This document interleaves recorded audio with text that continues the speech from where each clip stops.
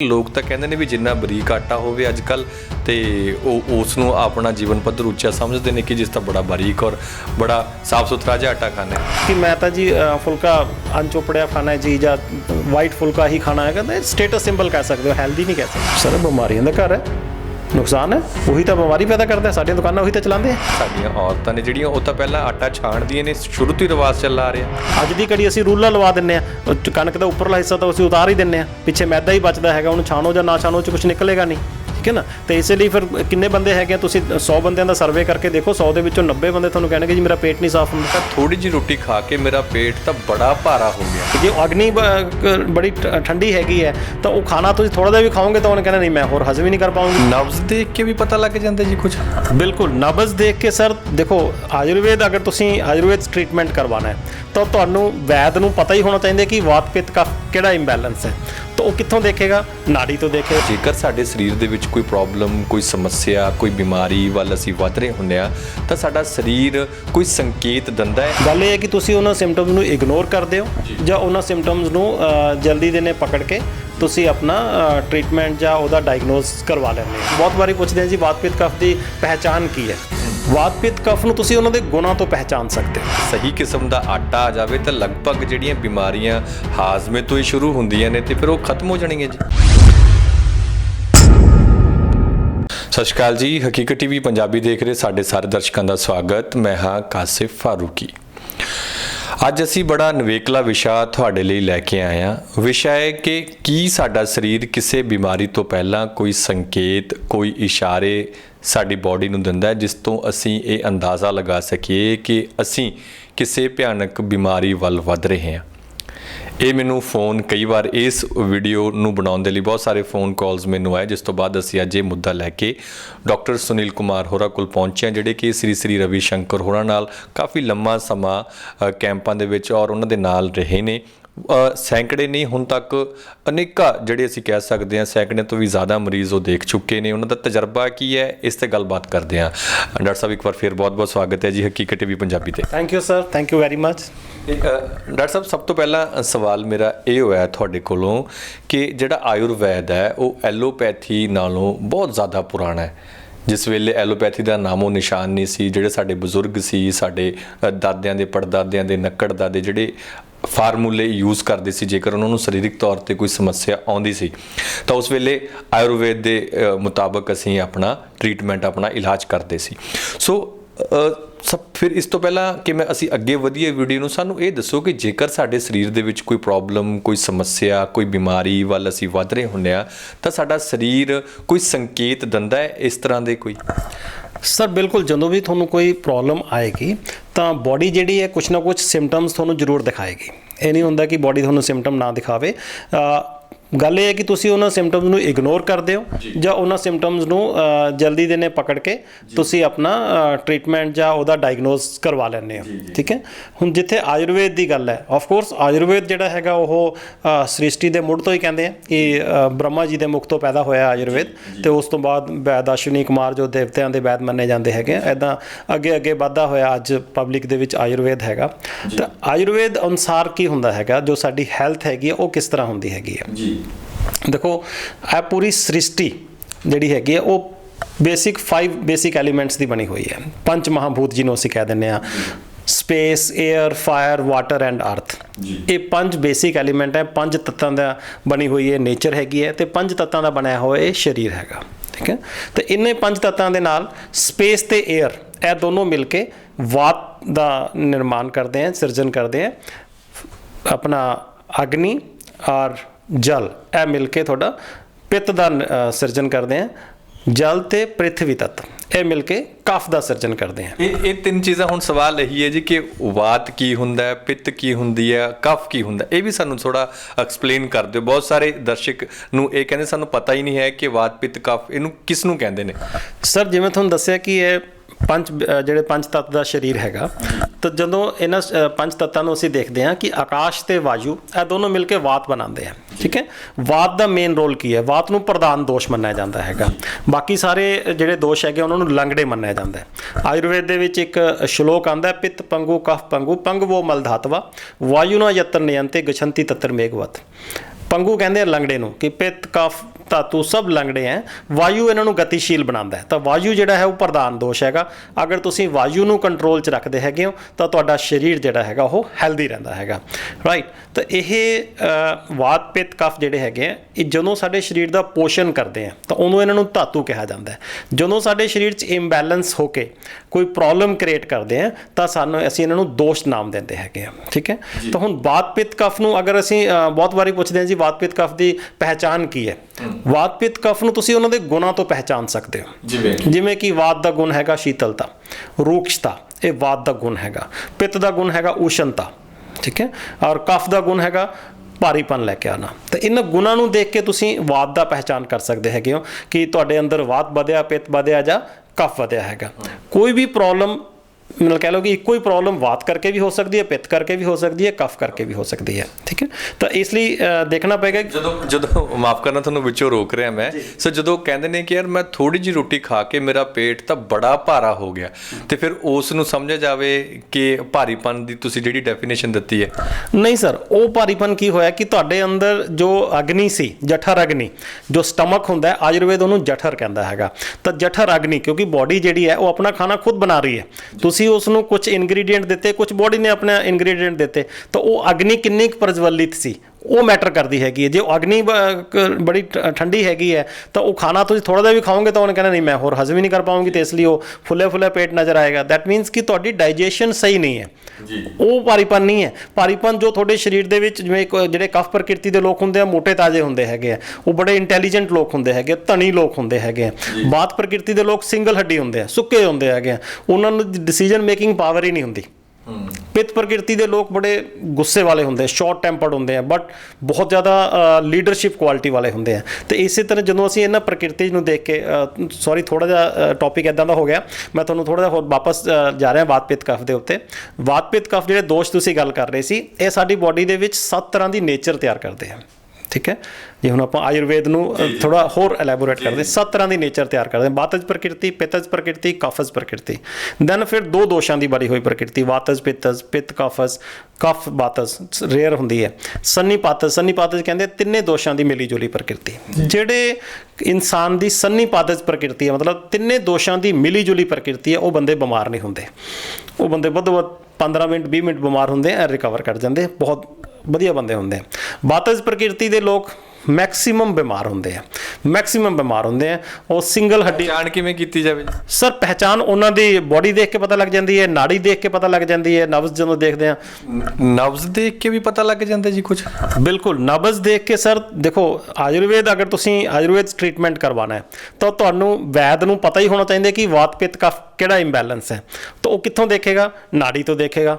ਨਾੜੀ ਦੇ ਵਿੱਚ ਅਲੱਗ-ਅਲੱਗ ਗਤੀ ਹੁੰਦੀ ਹੈਗੀ ਹੈ ਕਿ ਵਾਤ ਦੀ ਗਤੀ ਅਲੱਗ ਹੈ, ਪਿੱਤ ਦੀ ਗਤੀ ਅਲੱਗ ਹੈ, ਔਰ ਹੈਲਦੀ ਪਰਸਨ ਦੀ ਜਿਹੜਾ ਹੈਗਾ ਗਤੀ ਅਲੱਗ ਹੈ, ਕਫ ਦੀ ਗਤੀ ਅਲੱਗ ਹੈ। ਤਾਂ ਤੁਸੀਂ ਉਹ ਨਾੜੀ ਦੀ ਗਤੀ ਦੇਖੋਗੇ ਕਿਸ ਤਰ੍ਹਾਂ ਦੀ ਗਤੀ ਚੱਲ ਰਹੀ ਹੈਗੀ ਹੈ, ਠੀਕ ਹੈ। ਤਾਂ ਉਹ ਕਿਹੜੀ ਵਾਤਜ ਚੱਲ ਰਹੀ ਹੈ, ਪਿੱਤਜ ਚੱਲ ਰਹੀ ਹੈ, ਕਫਜ ਚੱਲ ਰਹੀ ਹੈ, ਕਿਸ ਮਹਾਭੂਤ ਤੇ ਚੱਲ ਰਹੀ ਹੈ, ਮਤਲਬ ਕਿਹੜੇ ਆਰਗਨ ਦੇ ਉੱਤੇ ਉਹਦਾ ਇੰਪੈਕਟ ਆ ਰਿਹਾ ਹੈਗਾ। ਤਾਂ ਨਾੜੀ ਤੁਹਾਨੂੰ ਬਹੁਤ ਡਿਟੇਲ ਦੇ ਵਿੱਚ ਦੱਸ ਦਿੰਦੀ ਹੈਗੀ ਹੈ ਕਿ ਭਈਆ ਇਹ ਬਿਮਾਰੀ ਹੋ ਰਹੀ ਹੈ, ਔਰ ਇਸ ਬਿਮਾਰੀ ਦੇ ਵਿੱਚ ਵਾਤ ਦਾ ਜਿਹੜਾ ਐਲੀਮੈਂਟ ਹੈਗਾ ਉਹ ਜ਼ਿਆਦਾ ਸਟਰੋਂਗ ਡੋਮੀਨੇਟ ਕਰ ਰਿਹਾ। ਤਾਂ ਸਾਨੂੰ ਪਹਿਲਾਂ ਵਾਤ ਦੀ ਹੀ ਕੀ ਕਰਨੀ ਹੈ, ਚਿਕਿਤਸਾ ਕਰਨੀ ਹੈ। ਲਾਈਕ ਜਿਵੇਂ ਤੁਹਾਨੂੰ ਇਲਾਜ ਕਰਨਾ, ਮੈਂ ਤੁਹਾਨੂੰ ਦੱਸਦਾ ਕਿਵੇਂ ਹੁੰਦਾ ਹੈ। ਲਾਈਕ ਕਈ ਵਾਰੀ ਹੁੰਦਾ ਕਿ ਇੱਕ ਬੰਦੇ ਦੇ ਸਕਿਨ ਪ੍ਰੋਬਲਮ ਹੋ ਗਈ ਹੈ, ਰਾਈਟ। ਹੁਣ ਸਕਿਨ ਪ੍ਰੋਬਲਮ ਦਾ ਅਗਰ ਮੈਂ ਹਾਲ ਦੇਖਾਂ ਤਾਂ ਉਹਦੇ ਵਿੱਚ ਜ਼ਿਆਦਾ ਜਿਹੜਾ ਦੋਸ਼ ਹੈ ਉਹ ਪਿੱਤ ਡੋਮੀਨੇਟ ਕਰਦਾ ਹੈ, ਠੀਕ ਹੈ। ਤਾਂ ਪਿੱਤ ਦੋਸ਼ ਦੀ ਚਿਕਿਤਸਾ ਹੋਣੀ ਚਾਹੀਦੀ ਹੈ, ਲੇਕਿਨ ਦੇਖਣਾ ਹੁੰਦਾ ਕਿ ਇਸ ਦੇ ਉੱਤੇ ਪ੍ਰਧਾਨ ਦੋਸ਼ ਕਿਹੜਾ ਇਸ ਬਿਮਾਰੀ ਇਸ ਟਾਈਮ ਦੇ ਉੱਤੇ। ਅਗਰ ਉਹ ਸਕਿਨ ਉੱਪਰੋਂ ਰਫ ਹੈ, ਵਾਈਟ ਹੈ, ਖੁਸ਼ਕ ਹੈਗੀ ਹੈ, ਦੈਟ ਮੀਨਸ ਕੀ ਹੈ, ਵਾਤਜ ਹੈ।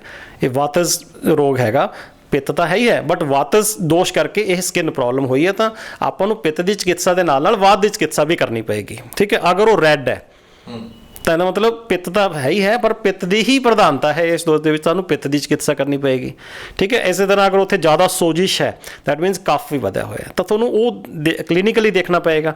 ਨਾੜੀ ਤੁਹਾਨੂੰ ਦੱਸਦੀ ਹੈ ਕਿ ਮੇਰੀ ਗਤੀ ਚੇਂਜ ਹੋ ਗਈ ਹੈ, ਉਸ ਗਤੀ ਦੇ ਅਨੁਸਾਰ ਤੁਹਾਨੂੰ ਦੇਖਣਾ ਪਏਗਾ ਕਿ ਜੀ ਵਾਤਜ ਗਤੀ ਹੋ ਗਈ ਜਾਂ ਪਿੱਤਜ ਚੱਲ ਰਹੀ ਜਾਂ ਕਫਜ ਚੱਲ ਰਹੀ ਹੈਗੀ ਹੈ। ਤਾਂ ਉਹ ਚੀਜ਼ਾਂ ਸਾਰੀਆਂ ਤੁਹਾਨੂੰ ਇੱਕ ਆਯੁਰਵੇਦ ਦੇ ਡਾਕਟਰ ਨੂੰ ਖਾਸ ਕਰਕੇ ਪਤਾ ਹੋਣੀ ਚਾਹੀਦੀਆਂ ਕਿ ਜੀ ਵਾਤ ਪਿੱਤ ਕਫ ਦੇ ਨਾਲ ਤੁਹਾਡਾ ਨਾੜੀ ਕਿਵੇਂ ਚੇਂਜ ਹੋ ਰਹੀ ਹੈ ਔਰ ਤੁਸੀਂ ਉਹਦਾ ਟ੍ਰੀਟਮੈਂਟ ਜਿਹੜਾ ਹੈਗਾ ਉਹ ਕਿਸ ਤਰੀਕੇ ਨਾਲ ਦਵਾਈ ਚੂਜ਼ ਕਰਨੀ ਹੈਗੀ ਹੈ। ਜੀ ਜੀ ਜੀ ਜੀ ਜੀ ਫਿਰ ਡਾਕਟਰ ਸਾਹਿਬ ਜਦੋਂ ਇਹ ਪਰੇਸ਼ਾਨੀਆਂ ਵੱਧਦੀਆਂ ਨੇ, ਵਾਤ ਪਿੱਤ ਕਫ ਦਾ ਇੰਬੈਲੈਂਸ ਹੁੰਦਾ ਹੈ ਜਦੋਂ ਸਰੀਰ ਦੇ ਵਿੱਚ, ਤੇ ਫਿਰ ਸਰੀਰ ਕਿਸ ਤਰੀਕੇ ਦੇ ਜਿਹੜੇ ਇਸ਼ਾਰੇ ਨੇ ਉਹ ਦਿੰਦਾ ਹੈ?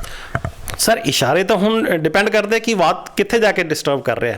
ਅਗਰ ਜੋੜਾਂ ਦੇ ਵਿੱਚ ਡਿਸਟਰਬ ਕਰ ਰਿਹਾ ਤਾਂ ਜੋੜਾਂ 'ਚ ਸੋਜਿਸ਼ ਹੋ ਸਕਦੀ ਹੈ, ਆਵਾਜ਼ਾਂ ਆ ਸਕਦੀਆਂ ਹੈਗੀਆਂ, ਪੇਨਸ ਹੋਣਗੀਆਂ ਉੱਥੇ, ਠੀਕ ਹੈ। ਪੇਟ ਦੇ ਵਿੱਚ ਹੈਗਾ ਤਾਂ ਹੋ ਸਕਦਾ ਤੁਹਾਡਾ ਪੇਟ ਸਾਫ਼ ਨਾ ਹੋਵੇ, ਜਾਂ ਤੁਹਾਡਾ ਜਿਹੜਾ ਮਲ ਹੈਗਾ ਉਹ ਚਿਪਚਿਪਾ ਹੋਣਾ ਸ਼ੁਰੂ ਹੋ ਜਾਏ, ਠੀਕ ਹੈ। ਖਾਣਾ ਤੁਹਾਡੇ ਹਜ਼ਮ ਨਾ ਹੋਵੇ, ਦੈਟ ਮੀਨਸ ਪਿੱਤ ਤੁਹਾਡਾ ਵਧਿਆ ਹੋਇਆ, ਤੁਹਾਡਾ ਡਾਈਜੈਸ਼ਨ ਅੱਛਾ ਨਹੀਂ ਹੈਗਾ, ਜਾਂ ਫਿਰ ਤੁਹਾਡਾ ਇੰਟੈਸਟਾਈਨ ਸਾਫ਼ ਹੀ ਨਹੀਂ ਹੋ ਰਹੀ, ਜਿਵੇਂ IBS ਦੀ ਪ੍ਰੋਬਲਮ ਮੇਜਰ ਬੰਦਿਆਂ ਨੂੰ ਹੈਗੀ ਅੱਜ ਦੀ ਘੜੀ, ਕਿਉਂਕਿ ਅਸੀਂ ਫਾਈਬਰ ਨਹੀਂ ਖਾ ਰਹੇ। ਸਾਡੇ ਖਾਣੇ ਦੇ ਵਿੱਚੋਂ ਬਹੁਤ ਇੰਪੋਰਟੈਂਟ ਜਿਹੜਾ ਤੱਤ ਹੈਗਾ ਫਾਈਬਰ ਦਾ ਉਹ ਖਤਮ ਹੀ ਹੋ ਚੁੱਕਿਆ ਹੈ। ਫਾਈਬਰ ਕਿਹਨਾਂ ਤੋਂ ਮਿਲਦੀ ਹੈ ਸਰ? ਫਾਈਬਰ ਤੁਸੀਂ ਜਿਵੇਂ ਫਰੂਟਸ ਹੈਗੇ ਆ, ਤੁਹਾਡਾ ਆਟਾ ਜਿਹੜਾ ਮੋਟਾ ਅਨਾਜ ਹੈਗਾ, ਸੈਲਡ ਹੈਗਾ, ਇਹ ਸਭ ਚੀਜ਼ਾਂ ਫਾਈਬਰਸ ਹੈਗੀਆਂ ਨੇਗੀਆਂ। ਅਸੀਂ ਆਟਾ ਦੇਖੋ ਕਿਹੜਾ ਖਾ ਰਹੇ ਹਾਂ, ਲਗਭਗ ਮੈਦਾ ਹੀ ਖਾ ਰਹੇ ਹੈਗੇ, ਠੀਕ ਹੈ। ਫਰੂਟਸ ਕਿੰਨੇ ਖਾਂਦੇ ਆ, ਜੇ ਖਾਂਦੇ ਤਾਂ ਵੀ ਪੀਲ ਕਰਕੇ ਖਾਂਦੇ ਹੈਗੇ ਜੀ। ਔਰ ਸੈਲਡ ਦਾ ਤੁਸੀਂ ਨਾਮੋ ਨਿਸ਼ਾਨ ਹੀ ਨਹੀਂ ਹੈ। ਪਰ ਅੱਜ ਕੱਲ੍ਹ ਤੇ ਡਾਕਟਰ ਸਾਹਿਬ ਤੁਸੀਂ ਮਾਫ ਕਰਨਾ, ਆਪਾਂ ਕਿਸੇ ਹੋਰ ਪਾਸੇ ਨੂੰ ਗੱਲ ਲੈ ਕੇ ਜਾ ਰਹੇ, ਲੇਕਿਨ ਲੋਕ ਤਾਂ ਕਹਿੰਦੇ ਨੇ ਵੀ ਜਿੰਨਾ ਬਰੀਕ ਆਟਾ ਹੋਵੇ ਅੱਜ ਕੱਲ੍ਹ, ਤੇ ਉਹ ਉਸ ਨੂੰ ਆਪਣਾ ਜੀਵਨ ਪੱਧਰ ਉੱਚਾ ਸਮਝਦੇ ਨੇ ਕਿ ਜਿਸ ਤਾਂ ਬੜਾ ਬਾਰੀਕ ਔਰ ਬੜਾ ਸਾਫ਼ ਸੁਥਰਾ ਜਿਹਾ ਆਟਾ ਖਾਣਾ ਹੈ। ਸਰ ਜੀਵਨ ਪੱਧਰ ਨੂੰ ਉੱਚਾ ਸਮਝਣਾ ਇੱਕ ਅਲੱਗ ਚੀਜ਼ ਹੈ ਕਿ ਮੇਰਾ ਸਟੇਟਸ ਸਿੰਬਲ ਹੈ ਜੀ, ਕਿ ਮੈਂ ਤਾਂ ਜੀ ਫੁਲਕਾ ਅਨਚੋਪੜਿਆ ਖਾਣਾ ਹੈ ਜੀ, ਜਾਂ ਵਾਈਟ ਫੁਲਕਾ ਹੀ ਖਾਣਾ ਹੈਗਾ, ਤਾਂ ਸਟੇਟਸ ਸਿੰਬਲ ਕਹਿ ਸਕਦੇ ਹੋ, ਹੈਲਦੀ ਨਹੀਂ ਕਹਿ ਸਕਦੇ। ਹੈਲਥ ਹਮੇਸ਼ਾ ਸਰ ਫਾਈਬਰ ਦੇ ਨਾਲ ਹੀ ਹੈਗੀ ਹੈ। ਸਰ ਮੋਟੇ ਆਟੇ 'ਚੋਂ ਮਿਲਦਾ? ਬਿਲਕੁਲ ਸਰ, ਮੋਟਾ ਆਟਾ, ਛਾਨਸ ਵਾਲਾ ਆਟਾ ਖਾਣਾ ਚਾਹੀਦਾ ਹੈ। ਛਾਨ ਬੂਰਾ ਪਾ ਕੇ ਖਾਓ, ਛਾਨ ਬੂਰਾ ਪਾ ਕੇ ਖਾਓਗੇ ਬਿਮਾਰੀ ਨਹੀਂ ਹੋਏਗੀ। ਜੋ ਮਾਫ ਕਰਨਾ ਡਾਕਟਰ ਸਾਹਿਬ, ਤੇ ਅੱਜ ਕੱਲ੍ਹ ਤੇ ਸਾਡੀਆਂ ਜਿਹੜੀਆਂ ਗ੍ਰਹਿਣੀਆਂ ਨੇ, ਸਾਡੀਆਂ ਔਰਤਾਂ ਨੇ ਜਿਹੜੀਆਂ, ਉਹ ਤਾਂ ਪਹਿਲਾਂ ਆਟਾ ਛਾਣਦੀਆਂ ਨੇ, ਸ਼ੁਰੂ ਤੋਂ ਹੀ ਰਿਵਾਜ਼ ਚੱਲਾ ਆ ਰਿਹਾ ਸਰ। ਜਿਹੜਾ ਸ਼ੁਰੂ ਤੋਂ ਤੁਸੀਂ ਦੇਖੋ, ਆਪਦੇ ਮਦਰ ਨੂੰ ਪੁੱਛੋਗੇ, ਦਾਦੀ ਨੂੰ ਪੁੱਛੋਗੇ, ਜਿਹੜਾ ਆਟਾ ਸ਼ੁਰੂ ਤੋਂ ਚੱਕੀ ਦਾ ਪਿਸਵਾਉਂਦੇ ਸੀ, ਛਾਨ ਬੂਰਾ ਨਿਕਲਣ ਦੇ ਬਾਵਜੂਦ ਵੀ ਉਹ ਮੋਟਾ ਹੁੰਦਾ ਸੀਗਾ, ਬਰਾਊਨ ਕਲਰ ਦਾ ਹੁੰਦਾ ਸੀਗਾ। ਅੱਜ ਦੀ ਘੜੀ ਅਸੀਂ ਰੂਲਾ ਲਵਾ ਦਿੰਦੇ ਹਾਂ, ਕਣਕ ਦਾ ਉੱਪਰਲਾ ਹਿੱਸਾ ਤਾਂ ਅਸੀਂ ਉਤਾਰ ਹੀ ਦਿੰਦੇ ਹਾਂ, ਪਿੱਛੇ ਮੈਦਾ ਹੀ ਬਚਦਾ ਹੈਗਾ, ਉਹਨੂੰ ਛਾਣੋ ਜਾਂ ਨਾ ਛਾਣੋ 'ਚ ਕੁਝ ਨਿਕਲੇਗਾ ਨਹੀਂ, ਠੀਕ ਹੈ ਨਾ। ਤੇ ਇਸੇ ਲਈ ਫਿਰ ਕਿੰਨੇ ਬੰਦੇ ਹੈਗੇ ਆ, ਤੁਸੀਂ 100 ਬੰਦਿਆਂ ਦਾ ਸਰਵੇ ਕਰਕੇ ਦੇਖੋ, 100 ਦੇ ਵਿੱਚੋਂ 90 ਬੰਦੇ ਤੁਹਾਨੂੰ ਕਹਿਣਗੇ ਜੀ ਮੇਰਾ ਪੇਟ ਨਹੀਂ ਸਾਫ਼ ਹੁੰਦਾ। ਓਕੇ, ਠੀਕ ਹੈ ਨਾ। ਇਸ ਕਰਕੇ ਦੇਖੋ ਓਬਵੀਅਸਲੀ ਸਰ, ਜੋ ਤੁਸੀਂ ਖਾਓਗੇ ਉਹਦਾ ਮਲ ਤਾਂ ਉਹੀ ਬਣੇਗਾ ਨਾ। ਅਗਰ ਤੁਸੀਂ ਇਹਨੂੰ ਇੱਕ ਹੋਰ ਐਗਜ਼ਾਮਪਲ ਸਮਝਣਾ ਹੈ ਤਾਂ ਇਹ ਸਮਝ ਲਓ ਕਿ ਤੁਹਾਡੇ ਇੱਕ ਹੱਥ ਦੇ ਵਿੱਚ ਕੋਈ ਗੋਹਾ ਲੱਗ ਗਿਆ, ਪਸ਼ੂ ਦਾ ਡੰਗ ਜਿਹੜਾ ਹੈਗਾ ਉਹ ਲੱਗ ਗਿਆ, ਉਹਨੂੰ ਤੁਸੀਂ ਸਾਫ਼ ਕਰ ਦੋਗੇ 1 ਕੱਪ ਪਾਣੀ ਦੇ ਨਾਲ, ਇੱਕ ਪਾਸੇ ਟੋਬੇ ਦੀ ਚੀਕ ਲੱਗ ਗਈ ਹੈ, ਉਹਨੂੰ ਸਾਫ਼ ਕਰਨ ਵਾਸਤੇ ਬਾਲਟੀ ਵੀ ਥੋੜੀ ਹੈ। ਤਾਂ ਹੁਣ ਜੇਕਰ ਤੁਸੀਂ ਮਲ, ਤੁਸੀਂ ਮੈਦਾ ਖਾਧਾ ਤਾਂ ਮੈਦੇ ਦਾ ਤੁਹਾਡਾ ਜਿਹੜਾ ਮਲ ਹੈਗਾ ਉਹ ਬਣੇਗਾ ਵੀ ਚੀਕਣਾ ਮਲ ਬਣੇਗਾ, ਠੀਕ ਹੈ। ਇਹ ਨੁਕਸਾਨ ਹੈ। ਇੱਕ ਹੋਰ ਵੱਡਾ ਨੁਕਸਾਨ ਹੈਗਾ ਸਰ, ਉਹ ਨੁਕਸਾਨ ਹੈਗਾ ਸਾਡੀ ਡਾਇਬਟਿਕ ਲੈਵਲ ਦਾ, ਉਹ ਨੁਕਸਾਨ ਹੈ ਸਾਡੇ ਕੋਲੈਸਟਰੋਲ ਦਾ। ਕਿਉਂਕਿ ਜਦੋਂ ਅਸੀਂ ਖਾਣਾ ਖਾਂਦੇ ਹਾਂ, ਮੈਦਾ ਜੈਸਾ ਖਾਣਾ ਖਾਂਦੇ ਹਾਂ, ਤਾਂ ਸਾਡੇ ਲਿਵਰ ਦੇ ਵਿੱਚ ਬਹੁਤ ਜਲਦੀ ਗਲਾਈਕੋਜਨ ਜਿਹੜਾ ਹੈਗਾ ਲਿਵਰ ਨੂੰ ਪ੍ਰੋਡਿਊਸ ਕਰਨਾ ਪੈਂਦਾ ਹੈ। ਤਾਂ ਇੰਨਾ ਜ਼ਿਆਦਾ ਗਲਾਈਕੋਜਨ ਹੁੰਦਾ ਕਿ ਉਹਦੇ ਨਾਲ ਬੋਡੀ ਦੇ ਵਿੱਚ ਕੋਲੈਸਟਰੋਲ ਲੈਵਲ, ਸ਼ੂਗਰ ਲੈਵਲ ਵਧਣਾ ਸ਼ੁਰੂ ਹੋ ਜਾਂਦਾ ਹੈਗਾ। ਇਸ ਲਈ ਸ਼ੂਗਰ ਦੇ ਮਰੀਜ਼ ਨੂੰ ਦਵਾਈ ਜਿਹੜੀ ਹੈਗੀ ਆ ਉਹ ਇਮੀਡੀਏਟਲੀ ਆਫਟਰ ਫੂਡ ਦਿੱਤੀ ਜਾਂਦੀ ਹੈਗੀ ਹੈ, ਕਿਉਂਕਿ ਤੁਸੀਂ ਫਾਈਬਰ ਤਾਂ ਲੈ ਨਹੀਂ ਰਹੇ। ਅਗਰ ਤੁਸੀਂ ਫਾਈਬਰ ਲੈਣਾ ਸ਼ੁਰੂ ਕਰੋਗੇ ਤਾਂ ਜੋ ਪ੍ਰੋਸੈਸ ਤੁਹਾਡਾ 15 ਮਿੰਟ 'ਚ ਹੋਣਾ ਸੀ, 20 ਮਿੰਟ 'ਚ ਹੋਣਾ ਸੀ ਡਾਈਜੈਸ਼ਨ ਦਾ, ਉਹ ਪ੍ਰੋਲੋਂਗਡ ਹੋਏਗਾ। ਗਲਾਈਕੋਜਨ ਜਿਹੜਾ ਹੈਗਾ ਉਹ ਈਜ਼ੀਲੀ ਸਲੋ ਐਂਡ ਸਟੱਡੀ ਹੋਏਗਾ, ਤਾਂ ਉਹਦੇ ਨਾਲ ਤੁਹਾਡੀ ਬੋਡੀ ਦਾ ਸ਼ੂਗਰ ਲੈਵਲ ਸ਼ੂਟ ਅਪ ਨਹੀਂ ਹੋਏਗਾ, ਠੀਕ ਹੈ। ਤਾਂ ਪੁਰਾਣਾ ਜੋ ਖਾਣ ਪੀਣ ਸੀਗਾ ਉਹਨੂੰ ਅਜਮਾਓਗੇ ਤਾਂ ਬਹੁਤ ਪ੍ਰੋਬਲਮਸ ਨਹੀਂ ਆਉਣਗੀਆਂ। ਮੋਟਾ ਆਟਾ, ਫਾਈਬਰ ਯੁਕਤ ਆਟਾ ਸਾਡੇ ਵਾਸਤੇ ਬਹੁਤ ਵਧੀਆ ਹੈ। ਮੈਨੂੰ ਇਸ ਗੱਲ ਦੀ ਮੈਂ ਅਥੈਂਟੀਕੇਸ਼ਨ ਤਾਂ ਨਹੀਂ ਕਰ ਸਕਦਾ, ਪਰ ਮੈਨੂੰ ਇੱਕ ਬੰਦੇ ਨੇ ਮੇਰੇ ਕੋਲ ਆਏ ਸੀ, ਪੁਲਿਸ ਦੇ ਬਹੁਤ ਵੱਡੇ ਆਫੀਸਰ ਸੀਗੇ, ਉਹਨਾਂ ਨੇ ਦੱਸਿਆ ਸੀ ਕਿ ਜੋ ਤਿਹਾੜ ਜੇਲ੍ਹ 'ਚ ਹੈਗਾ ਉਹ ਜ਼ਿਆਦਾ ਛਾਨ ਬੂਰੇ ਦੀਆਂ ਰੋਟੀਆਂ ਦਿੱਤੀਆਂ ਜਾਂਦੀਆਂ ਨੇਗੀਆਂ ਜੀ। ਉਹਦਾ ਕਾਰਨ ਕੀ ਸੀ ਕਿ ਬਿਮਾਰੀ ਨਹੀਂ ਪੈਣ ਦਿੰਦੇ ਉਹ, ਕਿਉਂਕਿ ਤੁਸੀਂ ਇੰਨਾ ਮੋਟਾ ਅਨਾਜ ਖਾ ਰਹੇ ਹੋ ਤੇ ਪੇਟ ਸਾਫ਼ ਹੋਈ ਜਾ ਰਿਹਾ, ਅੰਦਰ ਗੰਦਗੀ ਪੈ ਹੀ ਨਹੀਂ ਰਹੀ। ਪਰ ਕਈ ਵਾਰ ਮੋਟਾ ਅਨਾਜ ਖਾਣ ਨਾਲ ਜ਼ਿਆਦਾਤਰ, ਕਿਉਂਕਿ ਜਿਵੇਂ ਤੁਸੀਂ ਪਹਿਲਾਂ ਵੀ ਇੰਟਰਵਿਊ ਦੇ ਵਿੱਚ ਗੱਲ ਅਕਸਰ ਕਰਦੇ ਹੋ ਕਿ ਸ਼ੁੱਧ ਜਦੋਂ ਖਾਣ ਲੱਗ ਜਾਂਦਾ ਕਈ ਵਾਰ ਪੇਟ ਖਰਾਬ ਹੋ ਜਾਂਦਾ। ਜ਼ਿਆਦਾਤਰ ਦਿੱਕਤ ਕਈਆਂ ਨੂੰ ਫਿਰ ਇਹ ਵੀ ਆ ਜਾਂਦੀ ਜੀ, ਮੋਟਾ ਅਨਾਜ ਜਦੋਂ ਖਾਂਦੇ ਨੇ ਤਾਂ ਉਹ ਕਹਿੰਦੇ ਨੇ ਸਾਡਾ ਪੇਟ ਦਰਦ ਰਹਿਣ ਲੱਗ ਗਿਆ ਜੀ। ਸਰ ਪੇਟ ਦਰਦ ਮੋਟਾ ਅਨਾਜ ਖਾਣ ਨਾਲ ਨਹੀਂ ਰਹੇਗਾ, ਪੇਟ ਦਰਦ ਇੰਡਾਈਜੈਸ਼ਨ ਕਰਕੇ ਰਹੇਗਾ ਕਿ ਤੁਹਾਡਾ ਹਜ਼ਮ ਨਹੀਂ ਹੋ ਰਿਹਾ ਖਾਣਾ, ਤਾਂ ਇੰਡਾਈਜੈਸ਼ਨ ਨੂੰ ਤੁਹਾਨੂੰ ਇੰਪਰੂਵ ਕਰਨਾ ਪਏਗਾ, ਠੀਕ ਹੈ ਨਾ। ਹੁਣ ਜਿਵੇਂ ਆਯੁਰਵੇਦ ਵਿੱਚ ਕੁਝ ਦਰੱਬਿਆ ਹੁੰਦੇ ਜਿਹਨਾਂ ਨੂੰ ਅਸੀਂ ਕਹਿੰਦੇ ਦੀਪਨੀय ਦਰੱਬਿਆ। ਦੀਪਨੀय ਮਤਲਬ ਖਾਣਾ ਭੁੱਖ ਲਗਾਉਂਦੇ ਆ। ਕੁਝ ਹੁੰਦੇ ਆ ਪਾਚਨੀय ਦਰੱਬਿਆ, ਸੌਂਫ ਪਾਚਨੀय ਹੈਗਾ, ਜਦੋਂ ਖਾਣਾ ਖਾਂਦੇ ਉਦੋਂ ਬਾਅਦ ਸੌਂਫ ਚੱਬਦੇ ਆ ਤਾਂ ਕਿ ਡਾਈਜੈਸ਼ਨ ਹੋ ਜਾਏ। ਚਿੱਤਰਕ ਹੈਗਾ ਉਹ ਦੀਪਨੀय ਵੀ ਹੈ, ਪਾਚਨੀय ਵੀ ਹੈ। ਤਾਂ ਚਿੱਤਰਕਾਂ ਦੀ ਬੱਟੀ ਆਉਂਦੀ ਹੈ, ਤੁਸੀਂ ਖਾਣਾ ਖਾਣ ਤੋਂ ਬਾਅਦ 2 ਗੋਲੀਆਂ ਚੂਸ ਲਓ, ਖਾਣਾ ਹਜ਼ਮ ਹੋ ਜਾਏਗਾ ਸਰ ਤੁਹਾਡੇ। ਠੀਕ ਹੈ। ਤਾਂ ਪ੍ਰੋਬਲਮ ਇੰਡਾਈਜੈਸ਼ਨ ਦੀ ਹੈ। ਇਹ ਨਹੀਂ ਹੈ ਕਿ ਆਪਾਂ ਬਲੇਮ ਕਰੀਏ ਕਿ ਮੈਂ ਮੋਟਾ ਆਟਾ ਖਾਧਾ ਸੀ ਤਾਂ ਮੇਰੇ ਪੇਨ ਹੋਇਆ। ਪ੍ਰੋਬਲਮ ਹੈਗੀ ਹੈ ਕਿ ਤੁਹਾਡਾ ਆਲਰੇਡੀ ਇੰਡਾਈਜੈਸ਼ਨ ਹੈਗੀ ਹੈ। ਇੰਡਾਈਜੈਸ਼ਨ ਨੂੰ ਕਿਉਰ ਕਰੋਗੇ ਤਾਂ ਤੁਹਾਡੀ ਪ੍ਰੋਬਲਮ ਸੋਲਵ ਹੋਏਗੀ। ਮੈਨੂੰ ਲੱਗਦਾ ਕਿ ਜੇਕਰ ਆਟੇ ਵੱਲ ਨੂੰ ਆਪਣੀ ਗੱਲ ਹੋ ਤੁਰੀ ਹੈ, ਜੇਕਰ ਸਾਡੇ ਘਰਾਂ ਦੇ ਵਿੱਚ ਸਹੀ ਜਿਹੜਾ ਕਹਿ ਸਕਦੇ ਕਿ ਸਹੀ ਕਿਸਮ ਦਾ ਆਟਾ ਆ ਜਾਵੇ ਤਾਂ ਲਗਭਗ ਜਿਹੜੀਆਂ ਬਿਮਾਰੀਆਂ ਹਾਜ਼ਮੇ ਤੋਂ ਹੀ ਸ਼ੁਰੂ ਹੁੰਦੀਆਂ ਨੇ ਤੇ ਫਿਰ ਉਹ ਖਤਮ ਹੋ ਜਾਣਗੀਆਂ ਜੀ। ਸਰ ਖਤਮ ਨਹੀਂ ਹੋਣਗੀਆਂ ਤਾਂ ਠਾਲਾ ਤਾਂ ਪਏਗੀ। ਇਹ ਤਾਂ ਮੰਨੋ ਨਾ ਕਿ ਅਗਰ ਮੈਂ ਕਹਿੰਦਾ ਜੀ ਖਤਮ ਨਹੀਂ ਹੋਈਆਂ ਪਰ ਘੱਟ ਤਾਂ ਗਈਆਂ ਨਾ। ਕੰਪੇਅਰ ਕਰਕੇ ਦੇਖੋ ਕਿ ਪੁਰਾਣੇ ਟਾਈਮ ਦੇ ਵਿੱਚ ਕਿੰਨੇ ਕੁ ਲੋਕਾਂ ਨੂੰ ਸ਼ੂਗਰ ਸੀ, ਕਿੰਨੇ ਕੁ ਲੋਕਾਂ ਨੂੰ ਬੀਪੀ ਸੀ। ਅੱਜ ਕੀ ਹੋ ਗਿਆ? ਅੱਜ ਅਸੀਂ ਲੋਕ ਖਾਣਾ ਪਾਣਾ ਖਰਾਬ ਕਰਕੇ ਆਪਣਾ ਬੀਪੀ ਵਧਾ ਕੇ ਬੈਠੇ, ਆਪਣੀ ਸ਼ੂਗਰ ਵਧਾ ਕੇ ਬੈਠੇ।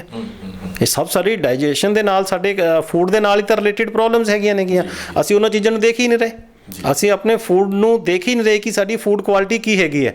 ਅਸੀਂ ਦੇਖਦੇ ਹਾਂ ਸਿਰਫ ਐਡਵਰਟਾਈਜ਼ਮੈਂਟ ਨੂੰ। ਅਸੀਂ ਦੇਖਦੇ ਹਾਂ ਸਿਰਫ ਅਸੀਂ ਨਹੀਂ ਦੇਖਦੇ ਕਿ ਸਾਡੇ ਬਜ਼ੁਰਗ ਕਿਉਂ ਨਹੀਂ ਇਹ ਐਡਵਰਟਾਈਜ਼ਮੈਂਟ ਦੇਖਦੇ ਸੀ। ਉਹਨਾਂ ਕੋਲ ਕਿੱਥੋਂ ਸੀਗੇ ਸੋਰਸ ਆਫ ਇਨਫੋਰਮੇਸ਼ਨ, ਕੀ ਸੀ ਉਹਨਾਂ ਦੀ। ਸਿੰਪਲ ਅਗਰ ਆਟਾ ਦੇਖਦੇ ਹਾਂ, ਤੇਲ ਦੇਖਦੇ ਹਾਂ। ਅੱਜ ਦੇ ਬਹੁਤ ਲੋਕੀ ਜਿਵੇਂ ਤੁਸੀਂ ਕਹਿੰਦੇ ਜੀ ਸਟੇਟਸ ਸਿੰਬਲ ਹੈ, ਅੱਜ ਦਾ ਸਟੇਟਸ ਸਿੰਬਲ ਹੈ ਜੀ ਅਸੀਂ ਤਾਂ ਜੀ ਆਪਣਾ ਰਿਫਾਈਨਡ ਆਇਲ ਖਾਂਦੇ ਹਾਂ ਜੀ। ਸਰੋਂ ਵੀ ਨੁਕਸਾਨ ਹੈ ਰਿਫਾਈਨਡ ਦਾ। ਸਰ ਬਿਮਾਰੀਆਂ ਦਾ ਘਰ ਹੈ, ਨੁਕਸਾਨ ਹੈ। ਉਹੀ ਤਾਂ ਬਿਮਾਰੀ ਪੈਦਾ ਕਰਦਾ। ਸਾਡੀਆਂ ਦੁਕਾਨਾਂ ਉਹੀ ਤਾਂ ਚਲਾਉਂਦੇ ਆ। ਸਰੋਂ ਦਾ ਤੇਲ ਤਾਂ ਸਾਡੇ ਘਰੋਂ ਗਾਇਬ ਕੀਤੇ ਨੂੰ ਕਾਫੀ ਟਾਈਮ ਹੋ ਗਿਆ ਜੀ। ਬਿਲਕੁਲ ਕਰਤਾ ਸਰ ਗਾਇਬ, ਕਿਉਂਕਿ ਸਾਨੂੰ ਲੱਗਦਾ ਕਿ ਸਰੋਂ ਤੇਲ 'ਚੋਂ ਸਮੈਲ ਆਉਂਦੀ ਹੈ। ਸਾਨੂੰ ਪਤਾ ਹੀ ਨਹੀਂ ਹੈ ਸਰ। ਸਰੋਂ ਦਾ ਤੇਲ, ਦੇਸੀ ਘੀ ਸਾਡੇ ਵਾਸਤੇ ਬਹੁਤ ਵਧੀਆ ਚੀਜ਼ ਹੈ। ਠੀਕ ਹੈ। ਸਾਡੇ ਲੋਕਾਂ ਨੂੰ ਕੀ ਪੈ ਗਿਆ? ਅਸੀਂ ਜੀ ਓਲੀਵ ਆਇਲ ਖਾਣਾ, ਸਟੇਟਸ ਸਿੰਬਲ ਹੈ। ਅਸੀਂ ਜੀ ਰਿਫਾਈਨਡ ਆਇਲ ਖਾਣਾ, ਇਹ ਤਾਂ ਐਡਵਰਟਾਈਜ਼ਮੈਂਟ ਆਉਂਦੀ ਹੈ, ਸੋਫੋਲਾ ਦੀ ਐਡ ਆਉਂਦੀ ਹੈ ਜਾਂ ਅਲੱਗ-ਅਲੱਗ ਰਿਫਾਈਨਡ ਦੀ ਆਇਲ ਆਉਂਦੀ ਹੈਗੀ ਹੈ। ਔਰ ਇੱਕ ਇੱਦਾਂ ਦੀ ਮਾਈਂਡ ਕ੍ਰੀਏਟ ਕਰ ਦਿੰਦੇ ਆ ਉੱਥੇ ਐਡਵਰਟਾਈਜ਼ਮੈਂਟ ਦੇ ਵਿੱਚ ਕਿ ਜੀ 2 ਮਿੰਟ ਪਹਿਲਾਂ ਇੱਕ ਬੰਦਾ ਕਹਿੰਦਾ ਜੀ ਪੂਰੀ ਖਾਂਦੇ ਸਰ ਓਏ ਮੇਰੇ ਹਾਰਟ ਪੇਨ ਹੋ ਰਿਹਾ ਹੈ, ਔਰ ਦੁਬਾਰਾ ਫਿਰ ਵਧੀਆ ਰਿਫਾਈਨਡ ਦੇ ਵਿੱਚ ਉਹ ਪੂਰੀ ਤਲ ਕੇ ਦਿੱਤੀ ਜਾਂਦੀ ਹੈ। ਫਿਰ ਉਹ ਬੰਦਾ ਰਨਿੰਗ ਕਰ ਰਿਹਾ ਹੁੰਦਾ ਹੈਗਾ। ਤਾਂ ਇਜ਼ ਇਟ ਪੋਸੀਬਲ? ਪੁੱਛ ਕੇ ਦੇਖੋ ਆਪਣੇ ਆਪ ਨੂੰ, ਨਹੀਂ ਹੋਏਗਾ ਸਰ। ਤਾਂ ਸਮਝੋ ਤੁਸੀਂ ਸਿਰਫ ਆਪਣਾ ਡਾਈਟ ਚੇਂਜ ਕਰੋ। ਔਰ ਡਾਈਟ ਚੇਂਜ ਕਰਨ ਲਈ ਮੈਂ ਤੁਹਾਨੂੰ ਦੱਸ ਰਿਹਾ ਕਿਸੇ ਡਾਈਟੀਸ਼ੀਅਨ ਕੋਲ ਜਾਣ ਦੀ ਲੋੜ ਨਹੀਂ ਹੈ। ਕਿਸੇ ਡਾਈਟੀਸ਼ੀਅਨ ਕੋਲ ਜਾਣ ਦੀ ਲੋੜ ਨਹੀਂ ਹੈ। ਆਪਣੇ ਬਜ਼ੁਰਗ ਨੂੰ ਪੁੱਛ ਲਓ, ਤੁਹਾਡੀ ਡਾਈਟ ਠੀਕ ਹੋ ਜਾਏਗੀ। ਜੋ ਕੁਛ ਉਹ ਖਾਂਦੇ ਨੇ, ਜੋ ਉਹ ਖਾਂਦੇ ਸੀ ਤੁਹਾਡੇ ਦਾਦੀ ਨਾਨੀ, ਜੋ ਵੀ ਤੁਹਾਡੇ ਘਰੇ ਹੈਗੇ, ਜੋ ਉਹ ਖਾਂਦੇ ਸੀ ਤੁਸੀਂ ਉਹ ਚੀਜ਼ਾਂ ਖਾ ਲਓ। ਤੁਹਾਡੀਆਂ ਪ੍ਰੋਬਲਮਸ 90% ਖਤਮ ਹੋ ਜਾਣਗੀਆਂ ਸਰ। ਜਿਵੇਂ ਉਹ ਖਾਣਾ ਬਣਾਉਂਦੇ ਸੀ, ਯਾਦ ਰੱਖੋ, ਜਿਵੇਂ ਉਹ ਖਾਣਾ ਬਣਾਉਂਦੇ ਸੀ ਉਹਨਾਂ ਦੀ ਰੈਸਪੀਜ਼ ਨੂੰ ਸਮਝੋ। ਮੈਂ ਇੱਕ ਦਿਨ YouTube ਤੇ ਦੇਖ ਰਿਹਾ ਸੀ ਸਰ, ਰੈਸਪੀ ਦੱਸੀ ਜਾ ਰਹੀ ਸੀ ਕਿ ਦੁੱਧ ਪਾਓ ਜੀ, ਮਲਾਈ ਪਾਓ ਜੀ, ਫਿਰ ਇਹ 'ਚ ਮੂੰਗਫਲੀ ਦਾ ਵੀਟ ਕਰਕੇ ਮੂੰਗਫਲੀ ਦੇ ਜਿਹੜੇ ਦਾਣੇ ਹੈਗੇ ਉਹ ਵੀ ਪਾਓ। ਹੁਣ ਦੇਖਿਆ ਜਾਵੇ ਤਾਂ ਆਯੁਰਵੇਦ ਕਹਿੰਦਾ ਜੀ ਤਾਂ ਵਿਰੁੱਧ ਆਹਾਰ ਹੈ। ਮੂੰਗਫਲੀ ਤੇ ਦੁੱਧ ਤਾਂ ਤੁਸੀਂ ਇਕੱਠਾ ਲੈ ਹੀ ਨਹੀਂ ਸਕਦੇ, ਤੁਹਾਡੇ ਸਕਿਨ ਪ੍ਰੋਬਲਮ ਹੋ ਜਾਏਗੀ। ਲੇਕਿਨ ਜੋ ਬੰਦਾ YouTube ਤੇ ਦੱਸ ਰਿਹਾ ਉਹਨੇ ਇਸ ਚੀਜ਼ ਨੂੰ ਰਿਸਰਚ ਨਹੀਂ ਕੀਤਾ ਜਾਂ ਉਹਦੀ ਇਨਫੋਰਮੇਸ਼ਨ ਨਹੀਂ ਹੈਗੀ ਸੀ ਉਹਦੇ ਅੰਦਰ। ਰਾਈਟ। ਤਾਂ ਇੱਦਾਂ ਦੀ ਚੀਜ਼ ਨਾ ਕਰੋ। ਤੁਸੀਂ ਆਪਣੇ ਬਜ਼ੁਰਗਾਂ ਨੂੰ ਪੁੱਛੋ, ਉਹ ਦੱਸਣਗੇ ਤੁਹਾਨੂੰ। ਤੁਸੀਂ ਦੇਖੋ ਕਿੱਡੇ ਤਕੜੇ ਸਾਇੰਟਿਸਟ ਹੈਗੇ ਸੀ ਇਹ ਬਜ਼ੁਰਗ ਕਿ ਸਾਨੂੰ ਦੱਸਦੇ ਸੀ ਕਿ ਅਸੀਂ ਰਾਤ ਨੂੰ ਤੋਰੀ ਨਹੀਂ ਖਾਣੀ ਸੀ। ਰਾਤ ਨੂੰ ਤੋਰੀਆਂ ਨਹੀਂ ਬਣਾਉਂਦੇ ਸੀ ਬਜ਼ੁਰਗ। ਕਾਰਨ ਕੀ ਹੈ ਕਿ ਸਾਡਾ ਪ੍ਰੋਟੀਨ ਇੰਨਾ ਜ਼ਿਆਦਾ ਤੋਰੀ ਦਾ, ਰਾਤ ਨੂੰ ਡਾਈਜੈਸਟ ਨਹੀਂ ਹੋਣਾ, ਅੰਧਰਾਤਾ ਹੋ ਜਾਏਗਾ। ਤਾਂ ਇਸ ਲਈ ਬੈਟਰ ਹੈਗਾ ਰਾਦਰ ਦੈਨ ਕੱਲ ਤੋਰੀਆਂ ਦੀ ਥਾਂ ਜਿਹੜੀ ਉਹ ਦਾਲਾਂ ਨੇ ਲੈ ਲਈ ਹੈ ਜੀ। ਨਹੀਂ, ਦਾਲਾਂ ਖਾਓ ਸਰ, ਦਾਲਾਂ ਖਾਣਾ ਮਾੜਾ ਨਹੀਂ ਹੁੰਦਾ। ਦਾਲਾਂ ਖਾਓ, ਮਾਰਨਿੰਗਸ ਦਾਲ ਲਓ, ਕੋਈ ਦਿੱਕਤ ਨਹੀਂ ਹੈ। ਪੁਆਇੰਟ ਇਹ ਹੈਗਾ ਕਿ ਦਾਲ ਬਣਾਈ ਕਿੱਦਾਂ ਜਾ ਰਹੀ ਹੈ। ਦੇਖੋ ਨਾ, ਦਾਲ, ਹੁਣ ਦਾਲ ਦੀ ਗੱਲ ਹੈ, ਪਹਿਲਾਂ ਜਦੋਂ ਦਾਲ ਬਣਦੀ ਸੀਗੀ ਤਾਂ ਕਿਸ ਤਰ੍ਹਾਂ ਬਣਦੀ ਸੀ? ਖੁੱਲੇ ਭਾਂਡੇ 'ਚ ਬਣਦੀ ਸੀ। ਤੁਸੀਂ ਧਿਆਨ ਦਿਓ, ਅਗਰ ਤੁਹਾਨੂੰ ਯਾਦ ਹੋਵੇ, ਮਦਰ ਬੈਠੀ ਹੁੰਦੀ ਸੀ ਕੋਲੇ, ਦਾਦੀ ਚੁੱਲ੍ਹੇ ਦੇ ਕੋਲ ਬੈਠੀ ਹੁੰਦੀ ਸੀ ਤਾਂ ਦਾਲ ਦੇ ਉੱਪਰ ਝੱਗ ਆਈ ਜਾਂਦੀ ਸੀ। ਉਹ ਕੜਛੀ ਦੇ ਨਾਲ ਉਹ ਝੱਗ ਸਾਫ਼ ਕੀਤੀ ਜਾਂਦੀ ਸੀਗੀ। ਉਹ ਕੀ ਸੀ, ਉਹਦਾ ਮਾੜਾ ਪਾਣੀ ਜਿਹੜਾ ਸੀ ਉਹ ਨਿਕਲਦਾ ਰਹਿੰਦਾ ਸੀ। ਜਦੋਂ ਉਹ ਝੱਗ ਆਉਣੀ ਬੰਦ ਹੋ ਜਾਂਦੀ ਸੀ ਫਿਰ ਦਾਲ ਨੂੰ ਢੱਕ ਦਿੱਤਾ ਜਾਂਦਾ ਸੀ। ਅੱਜ ਦੀ ਘੜੀ ਕੀ ਕੀਤਾ ਜਾਂਦਾ? ਕੁੱਕਰ 'ਚ ਦਾਲ ਪਾਈ ਧੋਣ ਤੋਂ ਬਾਅਦ ਤੇ 2 ਸੀਟੀਆਂ 3 ਸੀਟੀਆਂ ਜਿੰਨੇ ਵੀ ਰਿਕੁਆਇਰਡ ਹੈਗੀਆਂ ਉਹ ਲੱਗੀਆਂ ਤੇ ਦਾਲ ਤਿਆਰ ਹੋ ਗਈ ਸਰ। ਤਾਂ ਮਤਲਬ ਉਹ ਜੋ ਉਹਦੇ ਮਾੜੇ ਤੱਤ ਸੀ ਉਹ ਵੀ ਅੰਦਰ ਵਿੱਚ ਹੈਗੇ ਆ। ਫਿਰ ਜੀ ਐਸਿਡਿਟੀ ਬਹੁਤ ਹੋ ਰਹੀ ਹੈਗੀ ਹੈ। ਰਾਈਟ। ਤਾਂ ਸਰ ਸਭ ਕੁਝ ਤੁਹਾਡੀ ਡਾਈਟ ਦੇ ਨਾਲ ਹੀ ਸੰਬੰਧਿਤ ਹੈਗਾ। ਤੁਸੀਂ ਥੋੜੀ ਜਿਹੀ ਮਿਹਨਤ ਅਗਰ ਕਰਨਾ ਸ਼ੁਰੂ ਕਰ ਦਿਓਗੇ, ਥੋੜੀ ਜਿਹੀ ਮਿਹਨਤ ਡਾਈਟ ਨੂੰ ਸਮਝਣ ਦੇ ਲਈ, ਔਰ ਉਹ ਵੀ ਸਮਝਣਾ ਕਿਸੇ ਪੈਸੇ ਨਹੀਂ ਲੱਗਣੇ। ਆਪਦੇ ਘਰ ਹੀ ਪੁੱਛ ਲਓ ਨਾ, ਪੁੱਛੋ ਤੁਸੀਂ ਬਜ਼ੁਰਗਾਂ ਨੂੰ ਜਾ ਕੇ ਵੀ ਕੀ ਕਾਰਨ ਹੈ, ਤੁਸੀਂ ਇੱਦਾਂ ਆਟਾ ਕਿਉਂ ਗੁੰਨਦੇ ਹੋ, ਕਿਉਂ ਤੁਸੀਂ ਦਾਲ ਨੂੰ ਤੁਸੀਂ ਕਿਸ ਤਰ੍ਹਾਂ ਬਣਾਉਂਦੇ ਹੈਗੇ ਹੋ ਜਾਂ ਸਬਜ਼ੀ ਕਿਸ ਤਰ੍ਹਾਂ ਬਣਾਉਂਦੇ ਹੋ। ਹਰ ਚੀਜ਼ ਤੁਹਾਡੇ ਸਾਹਮਣੇ ਆ ਜਾਏਗੀ। ਸਹੀ ਤਰੀਕੇ ਨਾਲ ਜਾਣਨਾ ਚਾਹੁੰਦੇ, ਜਿਵੇਂ ਤੇਲ ਹੈ, ਆਪਾਂ ਸਰੋਂ ਦੇ ਤੇਲ ਦੀ ਗੱਲ ਕਰ ਰਹੇ ਹਾਂ, ਕਿਉਂ ਖਾਣਾ ਚਾਹੀਦਾ? ਕਿਉਂਕਿ ਇਹ ਸਾਡੀ ਬੋਡੀ ਦੇ ਲਈ ਬਹੁਤ ਜ਼ਰੂਰਤ ਹੈਗੀ ਹੈ। ਫਿਰ ਇਹ ਟੁੱਟਦਾ ਨਹੀਂ ਹੈ, ਸੈਚੂਰੇਟ ਨਹੀਂ ਹੁੰਦਾ ਜਲਦੀ। ਇਹਦਾ ਬ੍ਰੇਕਿੰਗ ਪੁਆਇੰਟ 279 ਹੈ। ਦੇਸੀ ਘੀ ਦਾ 240 ਹੈ। ਓਲੀਵ ਆਇਲ ਤੁਹਾਡਾ 33-34 ਡਿਗਰੀ 'ਤੇ ਟੁੱਟ ਜਾਏਗਾ। ਤਾਂ ਇਹ ਸਾਰੀਆਂ ਚੀਜ਼ਾਂ ਨੂੰ ਅਗਰ ਤੁਸੀਂ ਇੱਦਾਂ ਸਰਚ ਕਰਨਾ ਚਾਹੁੰਦੇ ਹੋ ਤਾਂ ਉਸ ਤਰੀਕੇ ਨਾਲ ਸਰਚ ਕਰ ਸਕਦੇ ਹੋ। ਅਦਰਵਾਈਜ਼ ਰਾਦਰ ਦੈਨ ਕਿਸੇ ਡਿਬੇਟ 'ਚ ਪੈਣ ਨਾਲੋਂ ਟਰਸਟ ਕਰੋ ਆਪਣੇ ਬਜ਼ੁਰਗ ਤੇ, ਆਪਣੇ ਦਾਦੇ ਜਾਂ ਆਪਣੀ ਨਾਨੀ ਤੇ, ਆਪਣੇ ਮਦਰ ਤੇ। ਜੋ ਉਹ ਰੈਸਪੀਜ਼ ਬਣਾਉਂਦੀਆਂ ਸੀਗੀਆਂ ਉਹ ਬਣਾਓ, ਉਹ ਖਾਓ, ਤੇ ਤੁਸੀਂ ਦੇਖੋਗੇ ਕਿ ਤੁਸੀਂ ਹੈਲਦੀ ਹੋ ਸਰ। ਸੋ ਇਹੀ ਫਾਰਮੂਲਾ ਹੈ ਵਾਤ ਪਿੱਤ ਕਫ ਨੂੰ ਬੈਲੈਂਸ ਕਰਨ ਦਾ ਜਿਹੜਾ ਤੁਸੀਂ ਦੱਸਿਆ। ਆਫ ਕੋਰਸ ਸਰ, ਵਾਤ ਪਿੱਤ ਕਫ ਇੰਬੈਲੈਂਸ ਵੀ ਤਾਂ ਤੁਹਾਡੇ ਉਹਦੇ ਨਾਲ ਹੀ ਹੁੰਦੇ ਨਾ, ਡਾਈਟ ਨਾਲ ਹੁੰਦੇ ਹੈਗੇ ਆ। ਅੱਛਾ, ਤੁਹਾਨੂੰ ਇੱਕ ਲਾਈਵ ਹੋਰ ਦੱਸ ਦਿੰਦਾ, ਇਸ ਗੱਲ ਨੂੰ ਕੋਈ ਬੰਦਾ ਵੀ ਝੁਠਲਾ ਨਹੀਂ ਸਕਦਾ। ਤੁਸੀਂ ਇਹਨੂੰ ਟੈਸਟ ਕਰਾ ਸਕਦੇ ਹੋ ਘਰੇ। ਪਿਛਲੇ ਸਾਲ ਅਸੀਂ ਕਰੋਨਾ ਤੋਂ ਪੀੜਿਤ ਸੀਗੇ, ਕਰੋਨਾ ਨੇ ਸਾਨੂੰ ਇੱਕਦਮ ਬੰਨ੍ਹ ਕੇ ਰੱਖ ਦਿੱਤਾ ਸੀਗਾ। ਉਸ ਦੌਰਾਨ ਸਾਡਾ ਸਟਰੀਟ ਫੂਡ, ਜੰਕ ਫੂਡ 0 ਹੋ ਗਿਆ ਸੀਗਾ। ਠੀਕ ਹੈ ਸਰ, ਤੁਸੀਂ ਆਪਣਾ ਜਿੰਨੇ ਬੰਦੇ ਨੇ ਉਦੋਂ ਬਾਅਦ ਬਲੱਡ ਟੈਸਟ ਕਰਵਾਏ ਨੇ, ਆਈ ਹੈਡ ਸੀਨ ਉਹਨਾਂ ਦੇ ਕੋਲੈਸਟਰੋਲ ਲੈਵਲ ਆਪਣੇ ਆਪ ਵੀ ਠੀਕ ਹੋ ਗਏ। ਬੋਡੀ ਪ੍ਰੋਬਲਮ ਹੀ ਨਹੀਂ ਕੋਈ ਆਈ, ਕਿਉਂਕਿ ਹੈਲਦੀ ਫੂਡ ਖਾ ਰਹੇ ਸੀ ਤੇ ਬੋਡੀ weight ਵੀ ਠੀਕ ਹੋਇਆ, ਐਂਡ ਨਾਲ ਦੀ ਨਾਲ ਉਹਨਾਂ ਦਾ ਕੋਲੈਸਟਰੋਲ, ਯੂਰਿਕ ਐਸਿਡ ਉਹ ਵੀ ਠੀਕ ਹੈਗਾ ਸਰ। ਕੀ ਕਾਰਨ ਸੀਗਾ? ਕਿਉਂਕਿ ਸਰ ਘਰ ਦਾ ਹੈਲਦੀ ਖਾਣਾ ਖਾ ਰਹੇ ਸੀਗੇ, ਹੈ ਨਾ। ਤਾਂ ਉਹ ਚੀਜ਼ ਨੂੰ ਕਿਉਂ ਨਹੀਂ ਪਹਿਚਾਨ ਰਹੇ? ਨੇਚਰ ਨੇ ਤੁਹਾਨੂੰ ਇੱਕ ਦਿਖਾਇਆ ਹੈਗਾ ਤਜਰਬਾ ਕਰਕੇ, ਕਿ ਦੇਖੋ ਤੁਹਾਡੇ ਸਾਹਮਣੇ ਐਕਸਪੈਰੀਮੈਂਟ ਮੈਂ ਕਰਕੇ ਦਿਖਾ ਰਹੀ ਹਾਂ ਕਿ ਅਗਰ ਤੁਸੀਂ ਹੈਲਦੀ ਫੂਡ ਖਾ ਰਹੇ ਹੋ ਤਾਂ ਬਿਮਾਰੀ ਹੋਣ ਦੇ ਚਾਂਸਿਸ ਹੀ ਬਹੁਤ ਘੱਟ ਹੈਗੇ। ਅਗਰ ਤੁਸੀਂ ਅਨਹੈਲਦੀ ਖਾ ਰਹੇ ਹੋ, ਤੁਹਾਡਾ ਇਮਿਊਨ ਸਿਸਟਮ ਕਮਜ਼ੋਰ ਰਹੇਗਾ, ਫਿਰ ਸਰ ਬਿਮਾਰ ਹੋਣਾ ਹੀ ਹੋਣਾ ਹੈਗਾ। ਬਹੁਤ ਬਹੁਤ ਸ਼ੁਕਰੀਆ ਜੀ ਡਾਕਟਰ ਸਾਹਿਬ ਸਾਰੀ ਗੱਲਬਾਤ ਦੇ ਲਈ। ਥੈਂਕ ਯੂ ਸਰ, ਥੈਂਕ ਜੀ। ਸੋ ਇਹ ਸਨ ਡਾਕਟਰ ਸੁਨੀਲ ਕੁਮਾਰ, ਜਿਨ੍ਹਾਂ ਨੇ ਬੜੇ ਹੀ ਸਾਦੇ ਔਰ ਸਿੱਧੇ ਅਲਫਾਜ਼ਾਂ ਦੇ ਵਿੱਚ ਸਮਝਾਉਣ ਦੀ ਕੋਸ਼ਿਸ਼ ਕੀਤੀ ਹੈ ਕਿ ਵਾਤ ਪਿੱਤ ਕਫ ਕੀ ਹੁੰਦਾ ਹੈ ਔਰ ਉਸ ਨੂੰ ਕਿਸ ਤਰੀਕੇ ਨਾਲ ਅਸੀਂ ਠੀਕ ਕਰ ਸਕਦੇ ਹਾਂ। ਖਾਸ ਕਰਕੇ ਉਹਨਾਂ ਨੇ ਮੋਟੇ ਆਟੇ ਦੇ ਉੱਤੇ ਜ਼ੋਰ ਦਿੱਤਾ ਹੈ ਕਿ ਅਸੀਂ ਬੂਰੇ ਵਾਲਾ ਅਸੀਂ ਛਾਣੀਏ ਨਾ, ਛਾਣ ਬੁਰਾ ਨਾ ਕਰੀਏ। ਜਿਸ ਤਰ੍ਹਾਂ ਤਰੀਕੇ ਨਾਲ ਸਾਡੇ ਕੋਲ ਆਟਾ ਆਉਂਦਾ, ਅਸੀਂ ਉਸੇ ਤਰੀਕੇ ਨਾਲ ਮੋਟਾ ਜਿਹਾ ਆਟਾ ਰੱਖ ਕੇ ਉਸ ਨੂੰ ਖਾਈਏ, ਆਪਣੀ ਪਰਿਵਾਰ 'ਚ ਆਪਣੀ ਜ਼ਿੰਦਗੀ ਦਾ ਹਿੱਸਾ ਬਣਾਈਏ। ਤਾਂ ਅਸੀਂ ਜਿਹੜਾ ਸਾਡੇ ਚਾਂਸਿਸ ਨੇ, ਸਾਡੇ ਹਾਜ਼ਮੇ ਨਾਲ ਸੰਬੰਧਿਤ ਬਿਮਾਰੀਆਂ ਦੇ ਚਾਂਸਿਸ ਘਟਣਗੇ, ਤੇ ਜਦੋਂ ਸਾਡਾ ਹਾਜ਼ਮਾ ਠੀਕ ਹੋਏਗਾ ਤਾਂ ਅਸੀਂ ਬਹੁਤ ਸਾਰੀਆਂ ਬਿਮਾਰੀਆਂ ਤੋਂ ਆਪਣੇ ਆਪ ਬਚ ਸਕਦੇ ਹਾਂ। ਫਿਲਹਾਲ ਇਹ ਗੱਲਬਾਤ ਕਿਵੇਂ ਲੱਗੀ ਤੇ ਇਸ ਬਾਬਤ ਤੁਹਾਡੀ ਰਾਏ ਕੀ ਹੈ ਇਸ ਗੱਲਬਾਤ ਨਾਲ ਸੰਬੰਧਿਤ, ਤਾਂ ਸਾਨੂੰ ਜ਼ਰੂਰ ਦੱਸਿਓ। ਫਿਰ ਵੀ ਜੇਕਰ ਕਿਸੇ ਦੇ ਮਨ ਦੇ ਵਿੱਚ ਕੋਈ ਸ਼ੰਕਾ, ਕੋਈ ਸਵਾਲ ਆਉਂਦਾ ਤਾਂ ਤੁਸੀਂ ਕਮੈਂਟ ਬਾਕਸ ਦੇ ਵਿੱਚ ਛੱਡ ਸਕਦੇ ਹੋ, ਆਪਣਾ ਨੰਬਰ ਲਿਖ ਦਿਓ। ਅਸੀਂ ਕੋਸ਼ਿਸ਼ ਕਰਾਂਗੇ ਡਾਕਟਰ ਸਾਹਿਬ ਦੇ ਥਰੂ ਜਿਹੜੀਆਂ ਉਸ ਸਵਾਲ ਦਾ ਜਵਾਬ ਲੈਣ ਲਈ। ਧੰਨਵਾਦ।